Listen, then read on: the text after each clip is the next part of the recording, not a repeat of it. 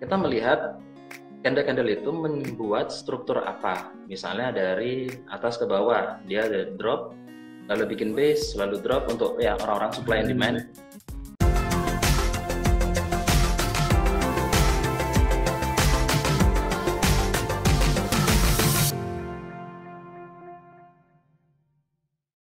Itu biasa mengandalkan itu ada sideways kecil dalam suatu tren, kemudian dilanjutkan tren yang searah, mungkin dalam katakanlah ini dari bear, misalnya dari bearish, kemudian ada sideways kecil, dia bikin base di situ atau basing, lalu lanjut untuk turun. Nah, itu indikasinya memang downtrend. Ya, jadi seperti ini. Ini.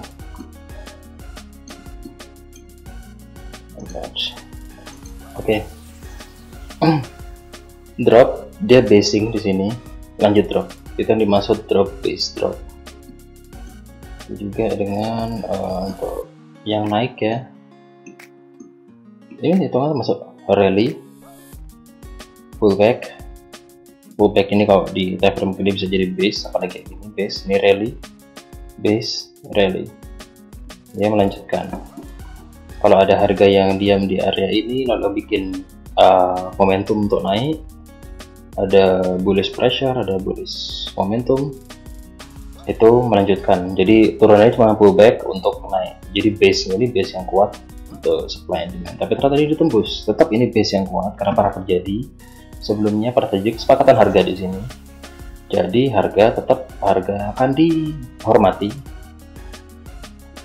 Harga akan being respected dan terjadi visitasi di situ untuk ternyata turun.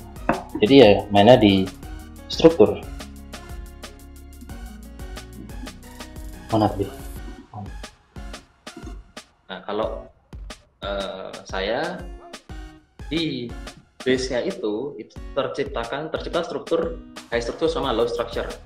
Jadi dua struktur itu. Nah, ngomong apa tadi? High structure dan low structure. Mau apa ya? High structure dan low structure. Apa? Mulut. Yang saya gunakan sebagai acuan. Misalnya nih, ya mudah-mudahan ada gambaran ya.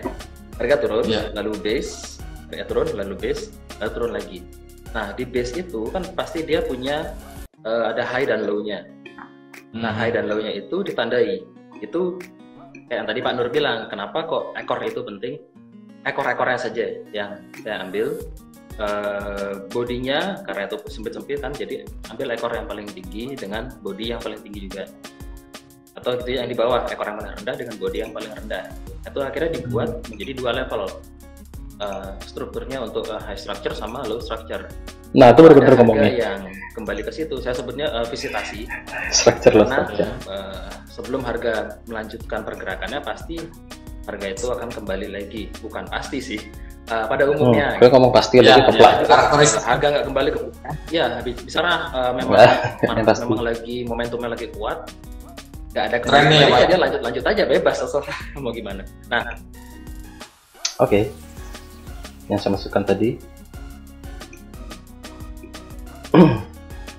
ada harga drop yang sangat besar. Ini sebenarnya juga jadi struktur yang bisa diperhatikan. Tapi kan ambil yang terdekat dulu biar nggak bingung. Ini base, drop, base, drop. Di base ini kalau orang supply and demand akan ambil semuanya. Ini. Kalau saya ambil ujung-ujungnya. Makanya wick bagi saya itu penting. Ujung-ujungnya. Mana harga yang melakukan visitasi? Kalau ke supply and demand, area sini sudah pasti masuk dia kan.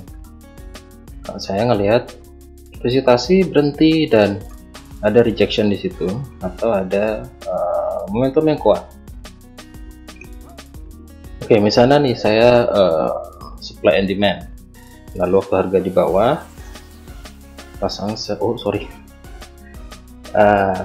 harga di bawah saya pasang sell limit, sehingga waktu masuk ke zona ini maka sell limit akan teraktivasi.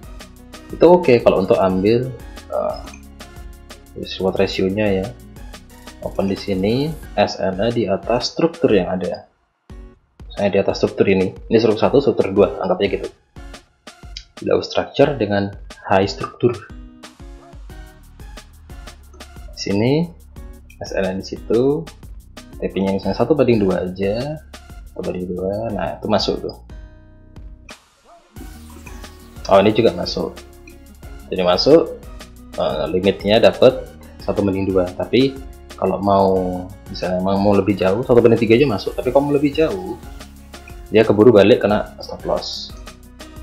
Kalau lebih jauh ya, misalnya di sini udah keburu kena stop loss. Sorry, ini kok begini. Nah, ini maksudnya. Nih, udah kena stop loss di sini. Jadi mana-mana masalah, makanya mana-mana tuh gak masalah. 1/2, 3 aja masuk. Udah ada vegetasi, ada ini. Tapi kalau misalnya yang ini jelas vegetasinya di sini nyampe,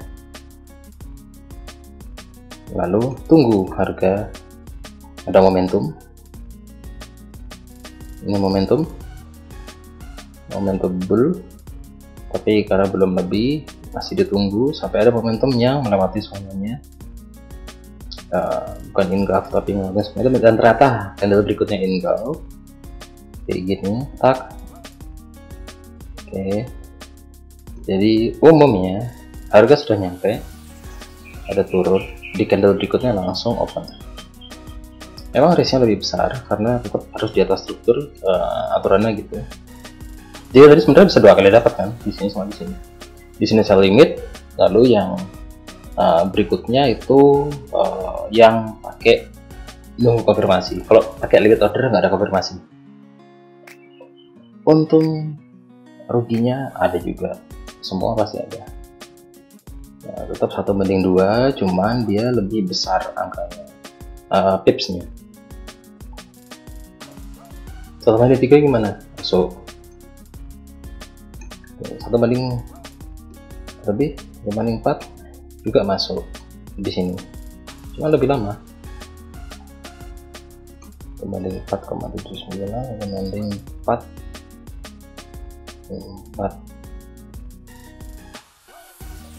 ya sekitar sini.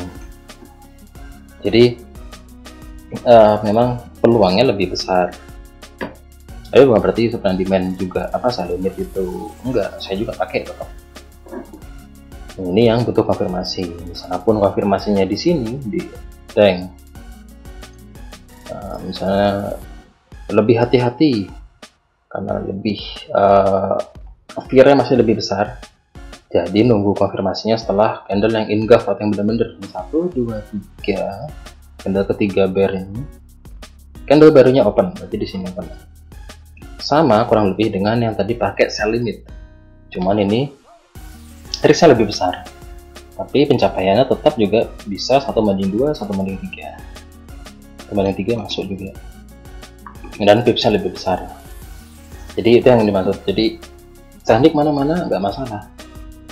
Kalau menurut saya nggak masalah selama itu membaca struktur dan candle ya. Kalau indikator no comment. Aku nggak bisa soalnya, bukan karena gimana, katanya nggak bisa. Kalau ada yang lebih bisa ya oke.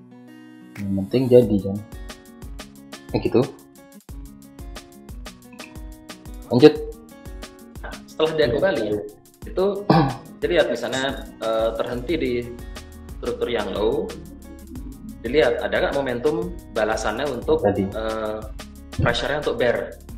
Kalau ada pressure untuk bear, tunggu candle selanjutnya untuk melakukan posisi sell dengan stop loss-nya bisa di atas strukturnya itu. Jadi wajib di atas struktur yang tercipta dari candle itu bisa digunakan karena ada spread kan, jadi juga sama brokeran spreadnya ngawur. Jadi kadang kita bingung kan untuk stop loss-nya di mana nih, atau misalnya harga naik sampai ke struktur yang atas, berarti stop loss-nya ada di atas struktur base itu sendiri karena secara keseluruhannya ya.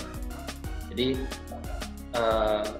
ya menentukan yang pertama-tama candle ekor itu untuk posisi stop loss, karena ekor itu seperti yang kata tadi, dia mencatat data bahwa harga pernah lo ke situ, harga pernah lo Kok baru lihat ada temanku masuk ternyata. Menyentuh ke angka-angka Yang ini, nonton. walaupun tidak close di situ.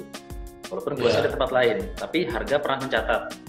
Itu data. Jadi candlestick itu benar-benar data yang Saya lebih lengkap. benar-benar secara gamblang gitu. Mau candlestick, mau Bar. bahkan chart itu sendiri Line chart. line chart itu juga sudah Grogi menggambarkan saya. data harga yang pernah ada. Cuman line kan dia bodinya yang dibaca. Iya. Candlestick itu ya mungkin lebih lengkap karena dia juga membaca pernah sampai mana harga. Entah itu mungkin ada terjadi katalis harga karena ada news kan katalisator yang baik. Iya, semoga paham ya katalisator. Kalau di kimia, NFP atau booster. PMC, ya itu News itu sangat booster penting harga ya. ngelihat Untuk ekornya. boosting. Jadi Oke. ambil keputusan memang harus sabar kalau lihat candlestick. Kalau lihat indikator mungkin akan lebih enak ya. Saya nggak tahu ya. Kalau misalnya mungkin Bollinger Band, yang penting Kalau kenal salah, per band sell, yang di penting komen kenal ya. per band buy. Diskusi Ya, di situ. Jadi Ditegur tinggal juga saya. Nyentuhnya aja. Nah kalau candlestick ini ya cukup sabar ya. Kalau naked trade itu emang harus sabar gitu. Betul. Itu. Ya memang kunci kalau untuk trading itu memang harus bersabar dan disiplin seperti apa kan. Ya. Terus kalau untuk Patito sendiri di dalam trading itu kan candlestick ini kan merupakan indikator seperti Patito katakan. Kalau Patito sendiri mengcombine antara candlestick dengan data analisa fundamental Harus. seperti apa, Pak?